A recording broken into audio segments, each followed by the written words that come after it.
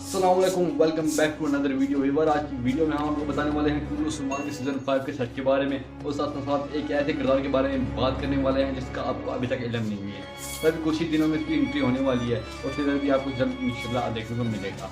तो guys video को देख सकते हैं, आप तक देखते हैं कि हमारे चैनल को सब्सक्राइब कर लीजिएगा, साथ साथ लाइक के बटन को प्रेस कर लीजिएगा।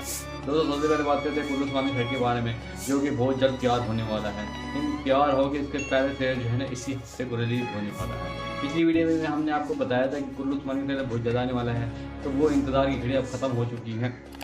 तो वो अब ट्रेलर बहुत जल्द आने वाला है, यानी इसी हफ्ते के अंदर वो रिलीज़ कर दिया जाएगा। 3 दिन तक आपको ट्रेलर दिखाया जाएगा और शूटिंग के बारे में बताया जाएगा। दोस्तों एक ऐसे किरदार के बारे में बात करने वाले हैं जिसके अभी तक सिलेक्शन नहीं हुई थी।